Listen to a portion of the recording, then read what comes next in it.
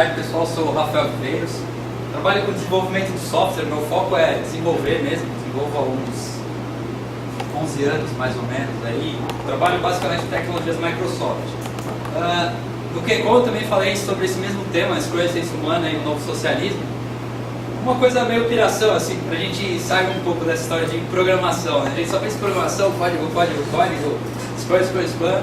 Então, a ideia desse Lightning aqui é dar uma visão um pouco diferente, assim, a gente pensa um pouquinho out of box, tá?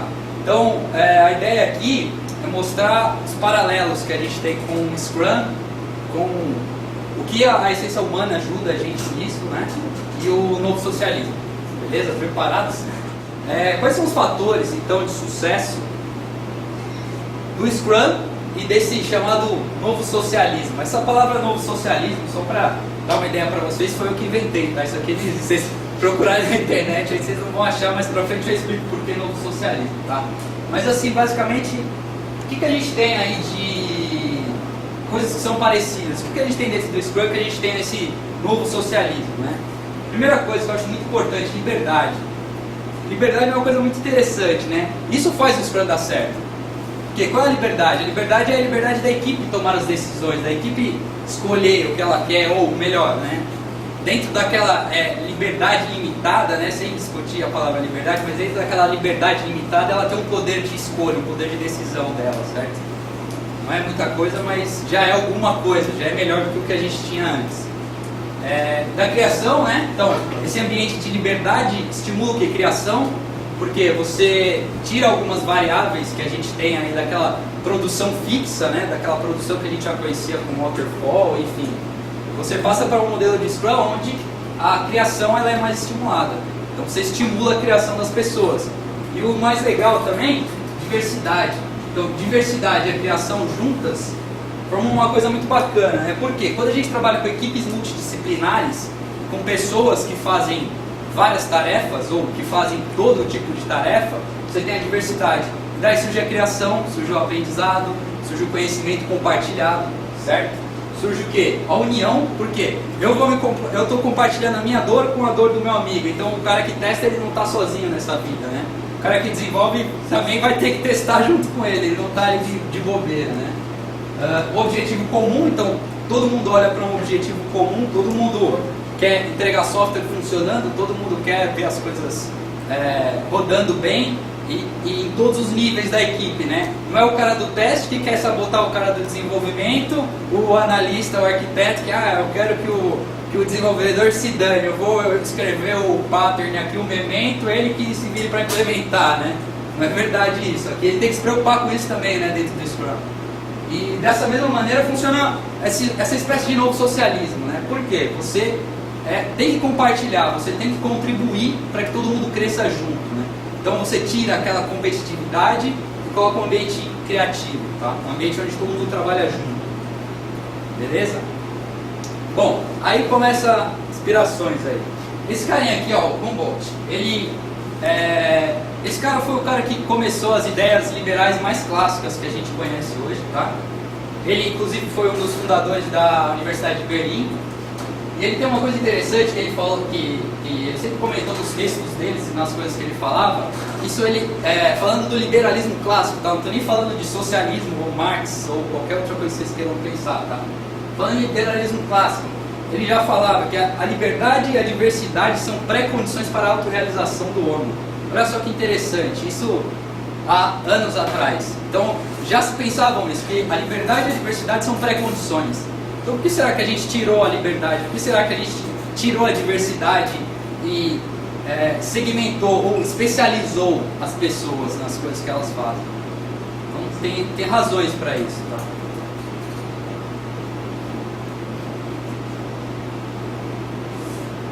Aí aqui uma coisa interessante, bastante gente trabalha com Scrum aí, quem trabalha com Scrum tem isso muito nítido, né? Esse prazer, você desenvolve as coisas, entrega, você se sente parte daquilo que você está fazendo. Não é uma coisa que alguém mandou você fazer, você foi lá, fez de qualquer jeito, tô aqui, me dá meu salário no final do mês. É uma história um pouco diferente, né? Você está mais preocupado com a sua autorrealização, com as coisas que você faz. Então você já se sente melhor com isso, né? E isso faz parte da essência humana, tá? Tem coisas que a gente não pode negar.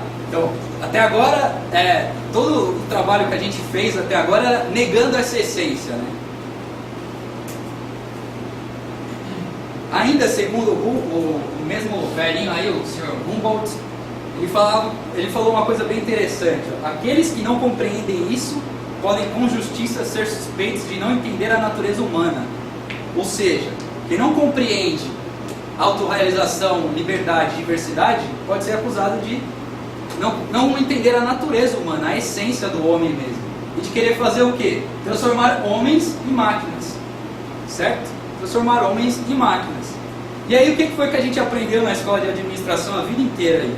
Eu estudei administração também, felizmente ou infelizmente, e eu conheci esses dois caras aí, o Taylor e o Ford. Já ouviram falar deles? Eles são responsáveis pela montagem da linha pela montagem desses processos de linha de produção, certo?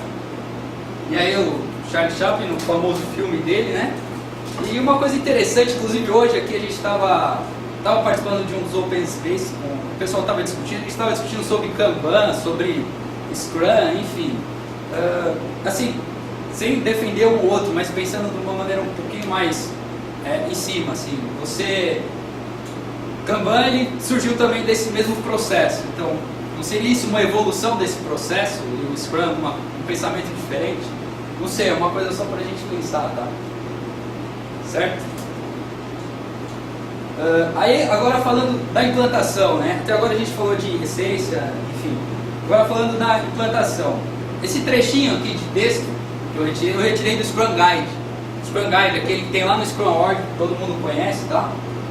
E nesse textinho ele tem lá, is grounded in a empirical process control theory. Ou seja, é baseado num controle empírico, é baseado num processo empírico. Empírico implica o quê? Pessoas. Implica que as pessoas vão aprender, que as pessoas vão conhecer aquele processo e vão evoluir em cima dele, certo? Ainda falando da implantação, esse cara aqui é o Salvador Allende. Ele foi o primeiro presidente com pensamentos marxistas aqui na América Latina, América do Sul, no Chile, a ser eleito com um voto democrático, né? Inclusive esse cara foi o que foi derrubado pelo Pinochet, mas isso é outra história. Ele falava que o socialismo não pode ser imposto, da mesma maneira que o Scrum também não pode ser imposto, né? O Scrum é o quê? É um processo empírico. Então não pode ser imposto por decreto, é um processo em desenvolvimento.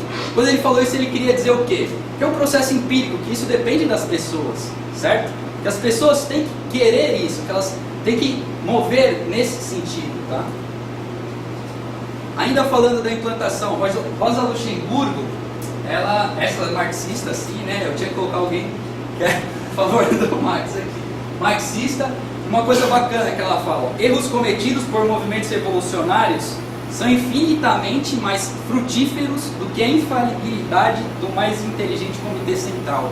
O que ela quis dizer com isso? Que é mais interessante que você tenha uma equipe de profissionais com Scrum e que essa equipe falhe, cometa erros, certo? Cometa erros, do que um processo que veio definido ou decidido por um gerente de projeto ou por outras pessoas e que é imposto para a equipe, que é imposto para você, certo? Então essa frase aqui eu acho muito interessante para as pessoas que têm medo de errar, né? No Scrum a gente não pode ter medo de errar, a gente vai errar. E errar faz parte do processo, a gente tem que errar. E é isso que a Rosa Luxemburgo já falava naquela época, quando se discutia sobre socialismo, tá? Aí agora, esquecendo implantação, falando do nome, nomenclatura, que é uma coisa importante. A palavra socialismo, né? Por isso que eu usei a palavra novo socialismo, porque quando a gente fala socialismo, o que vem à cabeça de todo mundo? Os grandes vermelhos, né? China, Rússia, faca na mão, martelo na mão, né? Primeira coisa que aparece na cabeça é essa imagem aqui que todo mundo tem, né? Isso aqui eu acho que a gente já nasce, essa imagem já está na cabeça, né? E de que a gente tem que odiar isso aqui, né? Que não é verdade. A segunda imagem que é engraçada é isso aqui, né? Sempre associado a esses caras, ó. É associado a Hitler, é associado a China, é associado à Rússia, é associado a esses caras sempre. Que não é verdade. Isso aqui é aquele socialismo que eles tentaram que não deu certo. Mas e a continuação disso? E o novo socialismo? Por isso que a palavra novo socialismo, para a gente tirar um pouco o preconceito de pensar só nesses caras, tá? falando do nome agora, para justificar aquilo. Working people have to be in control of production. Communities have to be in control of their lives, no virtual slaves. O que isso quer dizer?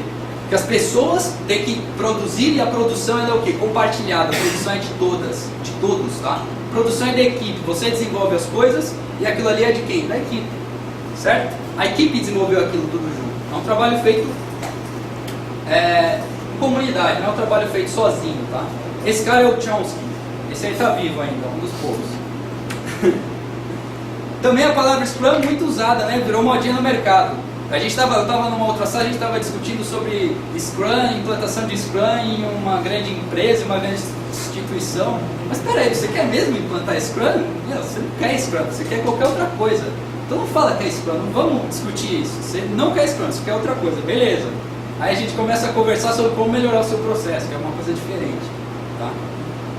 Aí virou modinha, né? Aí a gente tem aí, todo mundo quer a Barbie, todo mundo quer estar com quem e ter a Mercedes, né? A gente quer só os louros da vitória, o cara quer ganho de velocidade, ele só quer ver a equipe produzir mais, mas ele não quer dar a contrapartida para a equipe, né? Quer diversidade, liberdade para a equipe poder trabalhar. E aí por isso a gente faz o quê? Esquece os conceitos básicos. Aí a gente tem todos os problemas que eu já comentei. Coisa mais importante, né? Entender os valores e princípios por trás das práticas, não apenas executar, que é o que a gente vê muito por aí. As pessoas querem só executar. Ele não sabe o que está fazendo. Ah, eu faço um daily meeting, mas eu não sei o que é um daily meeting. Eu sei que eu tenho que fazer. Aquele cara ali mandou, ele é o Scrum Master. No Virtual Slaves. Bom, só para finalizar, isto que a gente está vivendo agora, está passando, é o começo ou o surgimento de um novo socialismo? Olha aí, olha o capital aí no saco. Não seria isso? É isso aí, galera, acabou. Tem perguntas?